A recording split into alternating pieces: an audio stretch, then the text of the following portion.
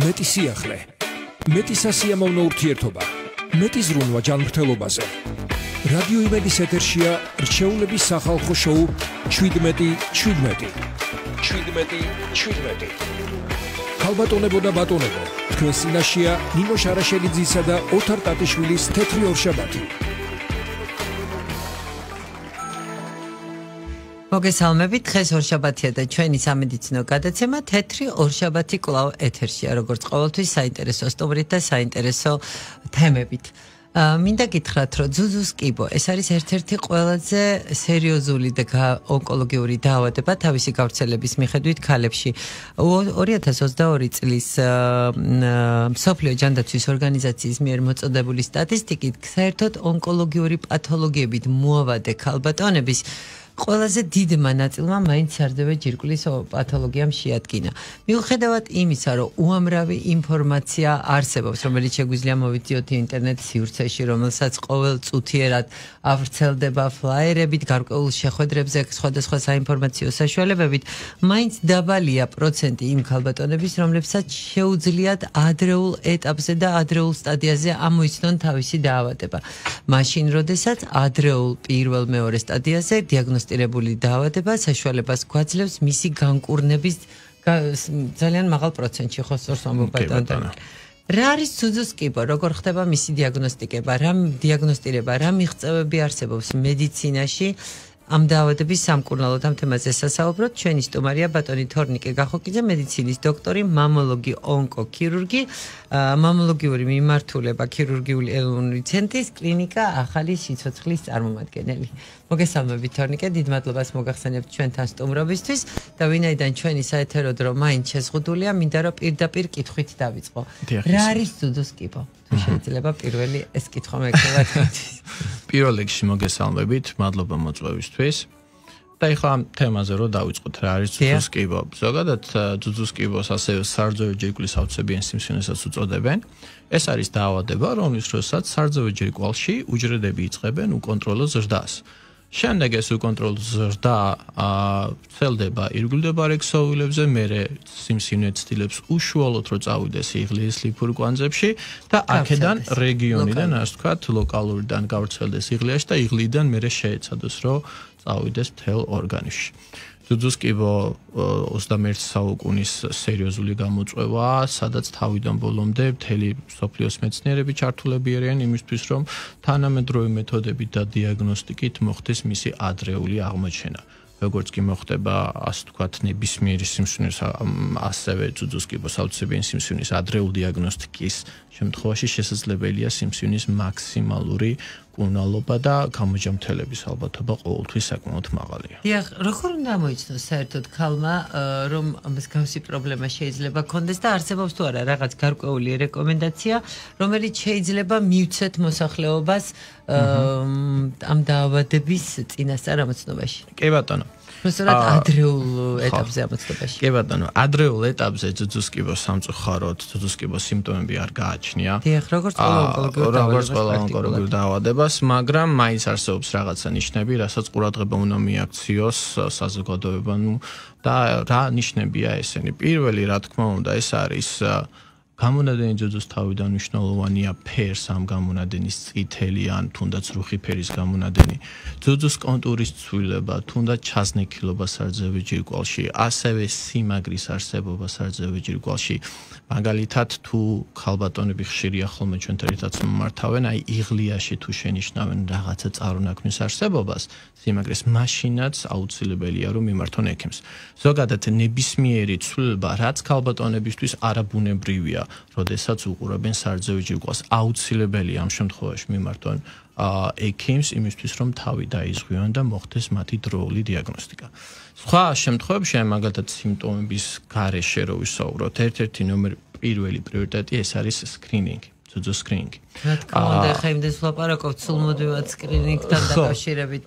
ხა, დიახ, აი მაგალითად ახალ სიცოცხლეში ჩვენთან არის უფასო სკრინინგი რეგიონში რეგისტრირებული მოსახლეობისთვის, ჩვენ ახლა ექიმები ვართ და როგორც მოგეცნებათ, ეს ყველაფერი მოიცავს როგორც ფიზიკალურ გასინჯვას, ასევე 2D მამოგრაფიას, სარძევე ჯირკვლის ეხოსკოპიას და საჭიროებისავე, რა თქმა უნდა, ბიოპსიის წარმოებასაც. თვითონ სიმპტომები ესე ადრეულ სტადიაზე როგორც მე გითხარით არ არის, მაგრამ მნიშვნელოვანია ვიცოდეთ დროულად მიმართოთ ექიმს ნებისმიერი ზემოთ ჩამოთვლილი სიმპტომებიდან, რომ მივართოთ ექიმს და დროულად მოხდეს ამ ყველაფრის დიაგნოსტიკა. საერთოდ ძალიან ბევრი სტუმარი ყოლია ჩვენს ეთერში, საკუთრივ სკრინინგ ცენტრის წარმომადგენლები, ონკოლოგები, მოგეხსენებათ რა მნიშვნელოვანი პროგრამები მუშაობს ამ მიმართულებით. მიუხედავად ამდენი გაფრთხილებისა, მიუხედავად ამდენი ინფორმაციის მიწოდებისა, არც თუ ისე ბევრი ადამიანი სარგებლობს სკრინინგ პროგრამით.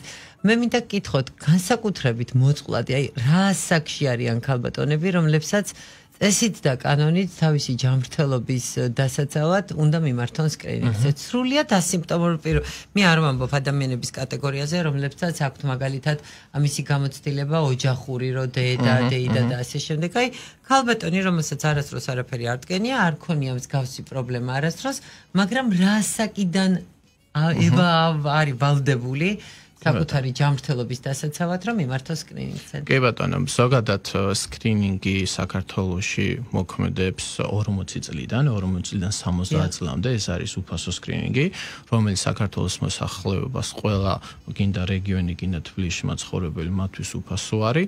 უბრალოდ სამწუხაროდ ახლა ბოლო პერიოდის განმავლობაში სიმსივნე გაახალგაზრდა. იმას გულისხმობ, რომ სამწუხაროდ სიმსივნეები ხშირი არის 40 წელს ქვემოთ ქალბატონებში.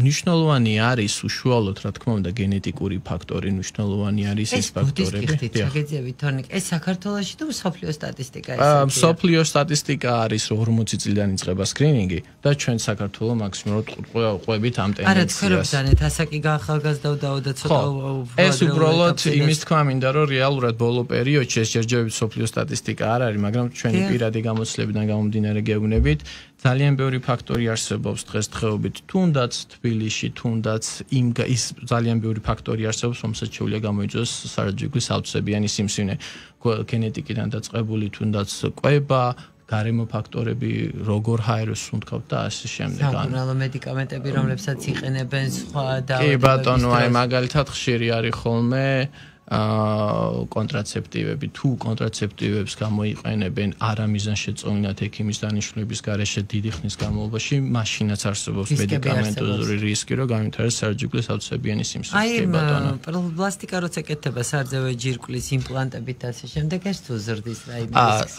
ზოგადად ესე არ არის დადასტურებული, რომ სარაჯიგვის, ასე ვთქვათ, პლასტიკა თუნდაც სილიკონი დაკავშირებული არის სიმსივნესთან.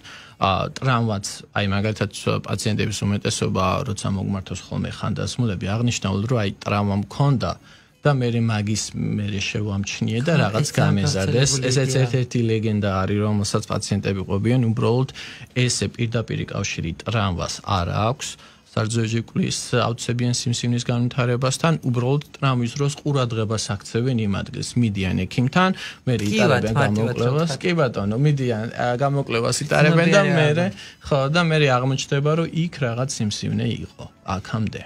აი გზა რომ გავიაროთ როგორ ხდება ეს სკრინინგი და თქვენს ცენტრშიდაც ქირურგიის ეროვნულ ცენტრშიდაც ზუსტად ესეთივია ალბათ სკრინინგი მოწყობილი როგორც ზოგადად სკრინინგს ევალება ხო?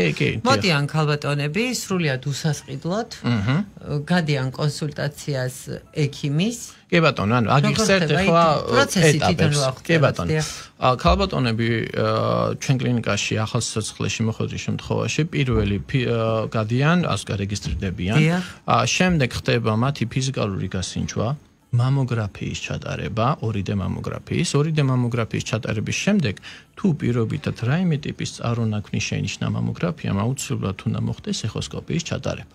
ეგეც რა თქმა უნდა ამ კვლევაში შედის. ეხოსკოპიის შემდეგ უკვე უშუალოდ ხდება დიფერენცირება, რა ტიპის წარმონაქმნია ეს, რა თქმა უნდა, მამოგრაფიასთან კორელაციაში.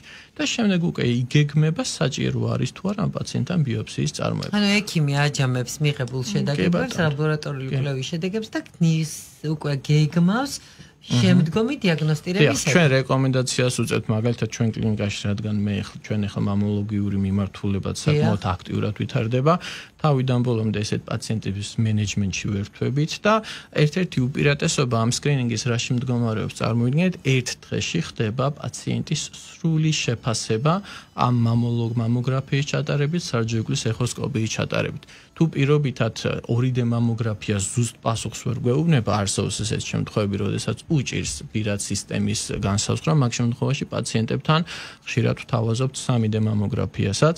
ახალ სიცოცხლეში ეს ახალი აპარატი გვაქვს Planmedis ფირმის არის, რომელიც უზუსტესად 2 მმ-მდე ზომის წარუნექნების დიფერენცირებას ახდენს. და შესაბამისად შეუძლია ძალიან მარტივად მოხდეს მოახდინოს დიაგნოზის დასმა. არსებობს კიდე кейსები, მაგალითად ახალგაზრდა გოგოებში, როდესაც სკრინინგი არ ეკუთვნის, არის პრობლემა, მაგრამ მამოგრაფიასაც ვერ ვიღებთ. მამოგრაფიას შეიძლება მამოგრაფია ვერ გადავიღოთ. ხო, აი შეხედეთ, ეს ყველაფერი დამოკიდებულია სარძევი ჯირკვლის სიმკვრივეზე.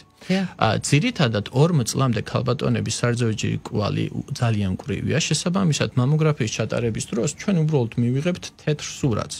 ანუ ვერ მოხდება ქსოვილების გაჩვენა. იდენტიფიკაცია იქნება გაძნელებული გამოსახულების მიხედვით. დიახ, და აქედან გამომდინარე წარმოიდგინეთ, როდესაც იდენტიფიკაცია გაძნელებულია, მაგ შემთხვევაში ჩვენ გვაქვს ერთი შვენიერი ხელსაწყო, MRT, ანუ ძუძუს MRT კვლევა ეწოდება, რომელიც ეს თანამედროვე აპარატი გვაქვს ახალ სიცოცხლეში, Siemens-ის ფირმის, სადაც უშუალოდ ხდება ახალგაზრდა ქალბატონებში MRT სურათის გადაღება მაქსიმალური სიზუსტით. დიაგნოზის იდეალური ვერიფიცირებით იმის დამიხედვით, შემდეგ რომ გადავწყვიტოთ, როგორი ტაქტიკა იქნება საჭირო ესეთ პაციენტებისთვის. ანუ უკაცრავად შეგატყობინეთ, მე მგონი, ესე იგი მოვიდა პაციენტი სკრინინგზე, ნახეთ, რომ არის რაღაც კონკრეტული პრობლემა მამოგრაფიის სიტყვაზე, სარძევე ჯირკვალში და დაიგეგმა კორბიოპსია. თუ პაციენტების გარკვეულ ნაწილს დაზუსტება ჭირდება მაგნიტორეზონანსული ტომოგრაფიით? არა, დაზუსტება თუ მაგალითად MRT-ს მამოგრაფიაზე ჩანს პრობლემა, შემდეგ ეგ მამოგრაფიაზე, როგორც მე გითხარით, მამოგრაფიის შემდეგ ეთდება ეხოსკოპია. ეხოსკოპიაზე სიმსივნის წარუნაქმნის შემთხვევაში, ლოკაციის შემთხვევაში აუცილებლად უნდა მოხდეს კორბიოპსიის ჩატარება. ეხლა ეს კორბიოპსია რა არის? თუ შეიძლება ამაზე ვილაპარაკოთ. ხო, ეს კორბიოპსიაზე ბევრი ლეგენდა არსებობს. პაციენტების უმეტესობას ეშინია კორბიოპსიის ჩატარება, აღნიშნავენ, რომ პირველი რისიც ეშინიათ ეს არის ტკივილი. სულ პირველი კითხვა. მეტად ხშირად ეშინიათ, ხო, ხშირად თუ თქვენს რომ ტკივილის კი არ მეშინია, ხელს რომ მოკიდებენის აუცილებლად ხო, აი მე გუნა მეთქვა მეორე რიგში, ანუ პირველი ტკივილი და მეორე გავრცელების ეშინიათ, ხელს როგორც კი ახლებ, ყველგან გავრცელდება. ეგ ლეგენდები არსებობს სამწუხაროდ და მაქსიმალურად ვცდილობ ყველა პაციენტს, რომელიც ჩვენთან მოხვდება, რომ აუხსნა, რომ კორბიოპსიის დროს ეს სპეციალურ აპარატს ვიყენებთ, რომლის საშუალებითაც მხოლოდ იმ ქსოვილს ვიღებთ, სადაც არის მოთავსების, მხოლოდ სიმსივნის ფრაგმენტს ვიღებთ. და აქედან გამომდინარე ხდება მათი შესწავლა და ეს სპეციალური აპარატი არის ისეთი ფორმის და ისეთი ტექნიკის, როდესაც სიმსივნის გავრცელება მინიმალურია, ანუ 0.01% არსებობს იმის, რომ შენ მაგალითად კორბიოპსიის დროს სიმსივნე ზღვაგან გაავრცელო. ეგეთი რაღაცა ჯერ არ ყოფილა აღწერილი. რაც შეეხება თვითონ ამ კორბიოპსიარისთვის კეთდება. ნებისმიერ სიმსივნეს, ну, თქვენს მოგეხსენებათ, იცით, რომ აქვს ტიპი და აქვს ქვეტიპი, ხო? როგორც ჩვენ მაგალითად ახლა სულ მარტივი მაგალითი მომყავს პაციენტებისთვის, ჩვენ ვართ ადამიანები, ადამიანებს ჩვენ გვაქვს ჩვენი სახელი, გვარი, წარმოშობა. ზუსტად მსგავსი რაღაც ხდება სიმსივნის შემთხვევაში. ანუ მნიშვნელოვანია სად ვითარდება, მაგალითად, თუ სარძევი ჯირკვლის სადინარში ვითარდება ინვაზიური დუქტური კარცინომა, ყველაზე ხშირი, თუ მაგალითად სარძევი ჯირკვლის ასე ვთქვათ, ქსოვილში შიგნით უშუალოდ ჯირკვალში, მაშინ ხდება ლობულური კარცინომის განვითარება. ასევე ამ სიმსივნეებს აქვს თავისი ქვეტიპი, როგორც გითხარით, გულისხმობ იმას, რაზე არის დამოკიდებული. ეს იქნება ჰორმონ დამოკიდებული, ჰერორი დამოკიდებული, თუ არ ყოფითი, ასევე ნიშნულობა აქვს სიმსივნის გამრავლების ხარისხს, რამდენად სწრაფად ვრავლდება, აი ავტოსებიანობის ხარისხს. ხო, აი კი 67 პაციენტებს ხვდებათ ხოლმე და მე გუგლავენ ხოლმე და ეძებენ ღმერთო ეს რა არის, რამდენი პროცენტი და ასე შემდეგ. ანუ ბევრ ფაქტორს აქვს მნიშვნელობა იმისთვის, რომ მოხდეს მერე მკურნალობის დაგეგმარება. კორბიოპსია არის იდეალური იმისთვის, რომ გავიგოთ როგორ და რა მასშტაბის ჩარევას ვაპირებთ. ბევრ პაციენტს აი კორბიოპსიაზე ხშირად უთქვას, რომ იცით რა, აი არ გვინდა ბიოპსია პირდაპირ მომაჭერით. ესეთი რაღაც არ ხდება და არასწორია. ქირურგიული ჩარევის მასშტაბი პასუხის მიხედვით იგეგმება, ხო? კი ბატონო, ზოგჯერ ისე არის სიტუაცია, როდესაც ჯერ ქირურგიას ვერ იწყებ. და გჭირდება სხვა ტიპის კუნაობა, ანუ პაციენტებს გონიათ რომ ძუძუს კიბო არის მარტო ერთი ადამიანის ქირურგის საქმე მოაჭერი მორჩა. ეგრე არ არის. ეს ყველაფერი ძირითადად არის კომბინირებული. გულისხმობ იმას, რომ მან იღებს მონაწილეობას როგორც ქირურგი, ასევე კლინიკური ონკოლოგი, რადიოლოგი, მორფოლოგი. ისმერე ქიმჭირდება თავის გუნდი და ეს გუნდური თამაში რა თქმა უნდა მნიშვნელოვანია. ბევრს გონია რომ ნუ მოკლედ ერთი ექიმი რადგან არის მე ამის პაციენტი ვარ და მორჩა. არა და რეალურად აქ არის მულტიდისციპლინური მიდგომა, რომელსაც პაციენტებს ჩვენ უხსნით. განსაკუთრებით ქირურგები რომ ჩვენ შენ დაავადებასთან დაკავშირებით ვართ ერთი რაღაც ეტაპი. ერთი რგოლი და აქედან გამომდინარე მე დროთა განმავლობაში ხდება სხვადასხვა ექიმების ჩართვა შენი მკურნალობის სხვადასხვა ეტაპზე იმისთვის რომ მოხდეს შენი სრულყოფილი გამოჯამრთელება. ხო ნუ ეს რთულია მესმის. პაციენტების უმეტესობა ძირითადად მაინც ძალიან რთულია ამ ყველაფრის დაგეგმა საქართველოშიც კი, იმიტომ რომ თვითონ გუნდის შეკრება როცა სხვადასხვა დარგის ექიმების ჩართულობაა საჭიროდ კონკრეტულად დიანდად დიაგნოსტირების მომენტში გინდათ მკურნალობის პროცესში ყოველთვის იქნება ხოლმე პრობლემა იმისა რომ გააგზავნე, გამოაგზავნე, იქ ეკოზე გააგზავნე, იქ მამოგრაფიაზე გააგზავნე, იქ კორბიოპსიაზე გააგზავნე. ძალიან დიდი მნიშვნელობა აქვს როცა ექიმების გუნდი არსებობს ერთ-ერთი. აი მაგის თქმა მინდოდა ზუსტად ეხლა ახალ სიცოცხლეში ზუსტად ეგ ყველაფერი ერთ სივრცეში გვაქვს. გულისხმობ იმას, რომ როგორც მამოგრაფიას, ეხოსკოპიას, MRT კვლევას, ასევე ძუძუს მკურნალობის შემდგომში დასხივებას, ხიურ თერაპიას, რასაც ვეძახით, კლინიკური ონკოლოგი, ანუ მთელი ეს მორფოლოგიც კი, ანუ მთელი ეს, ასე ვთქვათ, გუნდი ჩვენ ერთ კლინიკაში ყავს, რომელიც თავიდან ბოლომდე მზად არის მოემსახუროს პაციენტს და ადეკვატური მენეჯმენტი გაუწიოს.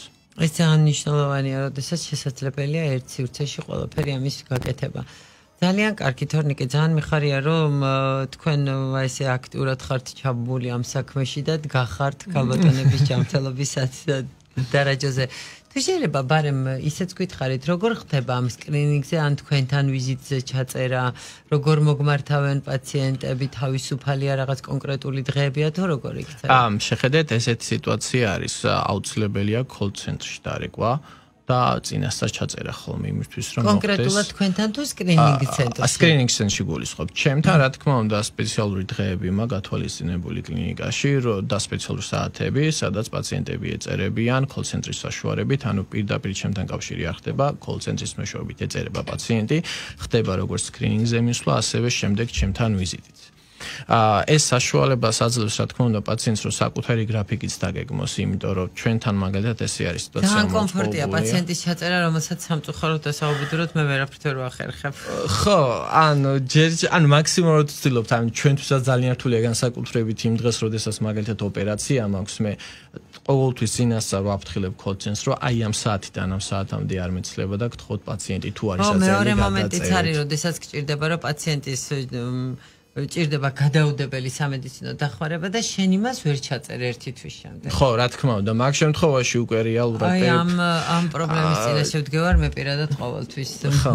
ანუ რეალურად სკრინინგ ცენტრში ჩაწერა ძალიან მოსახერხებელია, იმიტომ რომ უკვე პაციენტს გავლილი აქვს რაღაც გარკვეული ეტაპები და იცის იმან რა ვადებში ჭირდება ექიმთან კონსულტაცია. დიახ, ზუსტად. მოწმენდილ ცაზე როცა ქვეყანა ინგრევა და ერთ წუთში გასაკეთებელია ყველაფერი, ისეთ პაციენტს მრავალი ხნით ვერ ჩაწერ. შაბათ-კვირას თუ შეიძლება თქვენთან მოსვლა? დიახ, შაბათ-კვირასაც მუშაობს, როგორც ჩვენი call ცენტრი, ასევე კლინიკა და თავიდან ბოლომდე ხდება პაციენტების სრული მომსახურება. თვითონ უშუალოდ როგორც სკრინინგს გულისხმობ, ასევე სკრინინგის გარეშე მაგალითად როცა პაციენტს ახალგაზრდა ქალბატონს სჭირდება მამოლოგის კონსულტაცია ყველანაირი პრობლემის გარეშე, მთავარია უბრალოდ რეალურად წინა დღისით 1-2 დღით ადრე მაინც შეეხმიანოს call ცენტრში და დაგეგმოს თავისი ვიზიტის დროს და ჩვენს რა თქმა უნდა მაქსიმალურად კომფორტს ვაცლებთ პაციენტს, რომ აირჩიოს ის მითითებული დროები, სადაც შეუძლია ვიზიტი და თუ პირობითად რაღაცა საჩქარო არის, მაგ შემთხვევაში არის ესეთი შემთხვევა, call ცენტრი მირეკავს მე და მეუნება, რომ ბატონ თორნიკეს დღეები, ასე ვთქვათ, შევსებულია პაციენტს ეჩქარება, ხო, მაგ შემთხვევაში რა თქმა უნდა, ეხლა ჩვენ მაქსიმალურად ვცდილობთ, რომ არც ერთ პაციენტს უარი არ უთხრათ, როდესაც სჭირდება სამედიცინო დახმარება. საკურველია. და თქვენ ბრძანებთ რომ სკრინინგ პროგრამის პირველ ნაწილში საკუთრებულ სკრინინგის ფარგლებში შეიკეთება რაღაც გარკვეული გამოკვლევები, მაგრამ აქვს თავისი სრული ნიშნული, სადაც ეს პროგრამა სრულდება. ამის შემდეგ ჩასატარებელ პროცედურებს, იგივე მაგნიტორეზონანსულ ტოპოგრაფიას, იგივე კორ ბიოპსიას, რაიმე პროგრამები მუშაობს ამ მიმართულებით? ამ თვალსაზრისით ეს არის დიაგნოსტიკა. დიაგნოსტიკაზე უშუალოდ ჩვენ შეგვიძლია პაციენტებს გავატანოთ მერია გამგეობაში თანადაფინანსებისთვის და თუ რა თქმა უნდა თუ პაციენტს კერძო დაზღვევა აქვს, რა თქმა უნდა კერძო დაზღვევასთან ყველასთან რა თქმა უნდა აუცილებლად. დიაგნოსტიკა ძირითადად ძალიან აი სოციალურად დაუცველი შემთხვევაში პაციენტები ვისაც დიაგნოსტიკა ჭირდებათ ხოლმე საკმაოდ მნიშვნელოვანი აუხსნათ ეტაპები, რას გულისხმობ. როდესაც კორ ბიოპსიას გავაკეთებთ, მორფოლოგიური პასუხის შემდეგ მორფოლოგია დამატებით ითხოვს სპეციალურ გამოკვლევას, რომელსაც ეწოდება იმუნოჰისტოქიმიური გამოკვლევა. აი იმუნოჰისტოქიმიაზე კიდე ცალკე ლეგენდები მოდის. პაციენტს ქიმია, როგორც კი ესმის იმუნოს შემდეგ სიტყვა ქიმია, ესე იგი ქიმია მჭირდება ღმერთო გარბიან ეშინია და ანუ მაქსიმალურად უხსნი, რომ იმუნოჰისტოქიმია არ ნიშნავს იმას, რომ შენ ქიმიოთერაპია გჭირდება, ეს ძალიან ხშირად ყოფილა ხოლმე ამ სიტყვის გაგებას.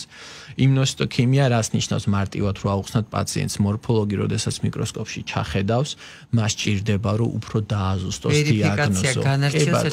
აქედან გამომდინარე პაციენტს ცოტა მარტივად რომ აუხსნათ ესე მორფოლოგი ჭირდება სპეციალური ხსნარები, რომელსაც დაასხავს ამ მინაზე და ეხმარება რომ გაარჩიოს თუ რა ტიპის წარმონაქმნია, რა ტიპის რაზი არის დამოკიდებული. ამას ეწოდება ვეუბნები იმუნოჰისტოქიმია. მე ცოტა გასაგებია ხოლმე მათთვის და არ გარბიან ასე ვთქვათ.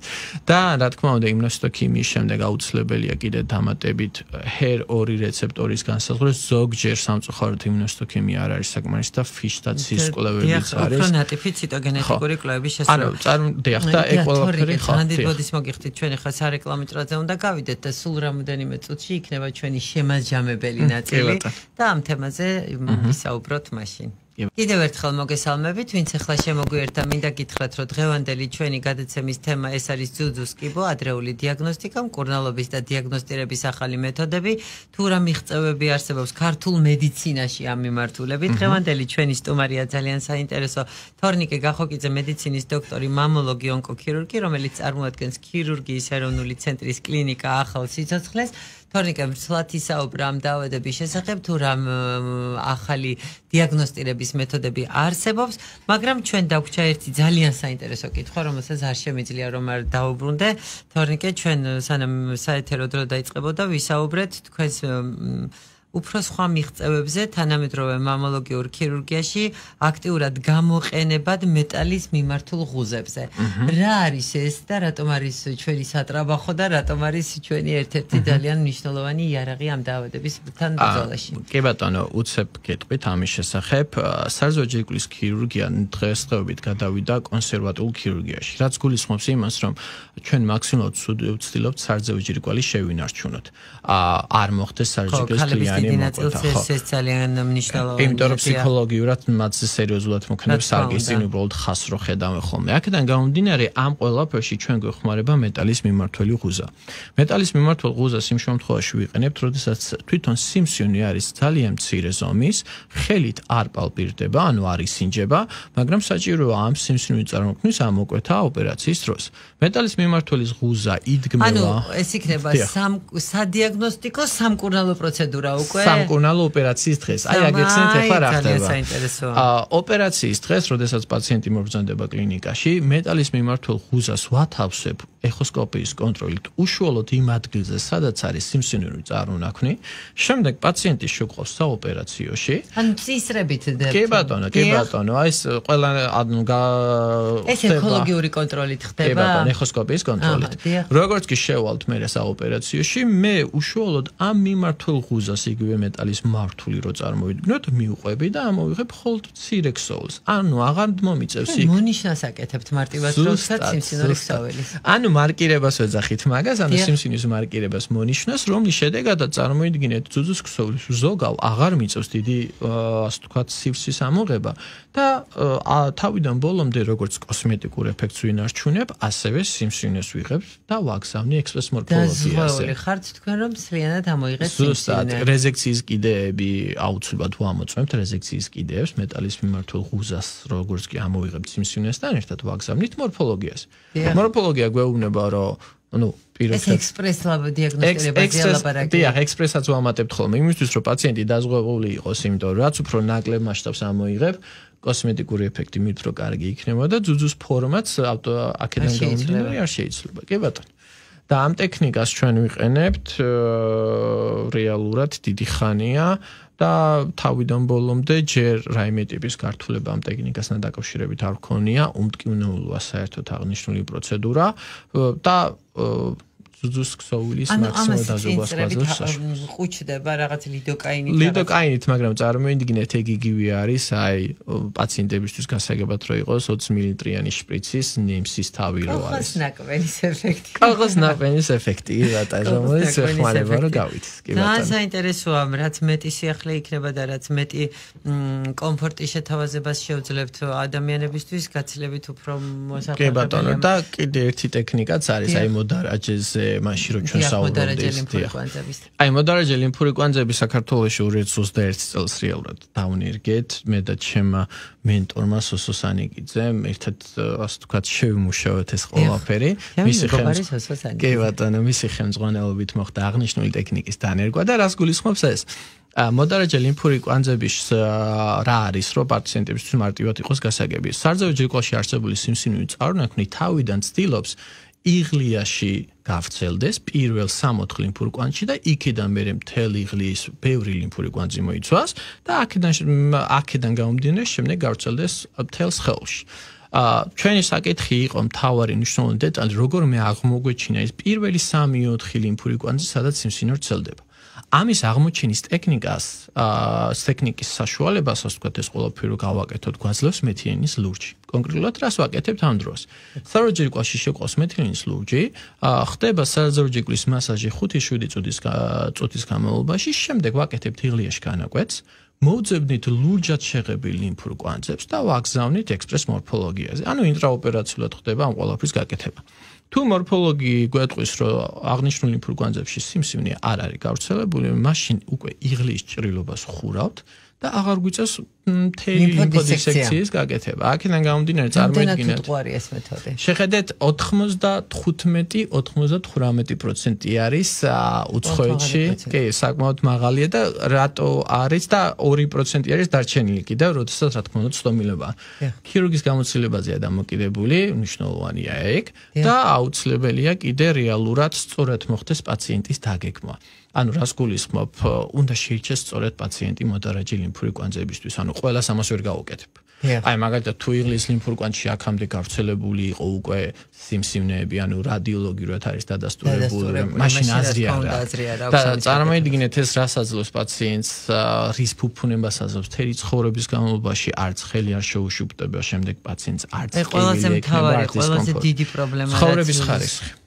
ცხოვრების ხარისხი არის ნომერი პირველი ის გადაივლის ქიმიოთერაპია, გადაივლის იმუნოთერაპია და ჩრჩება ის პრობლემური კიდური, შეშუპებული, შესიებული უფუნქციო, რომელიც მთელი ცხოვრება მერე აწვალებს ადამიანს და ძალიან მნიშვნელოვანია. აღნიშნული ტექნიკა გვაძლევს საშუალებას, რომ სინჯოთ მაქსიმალურად დავზოგოთ. სინჯოთ, რომ დავზოგოთ ჩვენი პაციენტი და აქედან გამომდინარე მე თავიდან ბოლომდე ხდება მათი ცხოვრების ხარისხის გაზრდა და მე რომ მოდიან პოსტოპერაციულად პაციენტების შეხვედრებზე ვნახულობთ ერთი თვის მეორე თვის მე ისე ბედნიერები არიან თითქოს ოპერაციაც კი არ გაუკეთებიათ ხოლმე.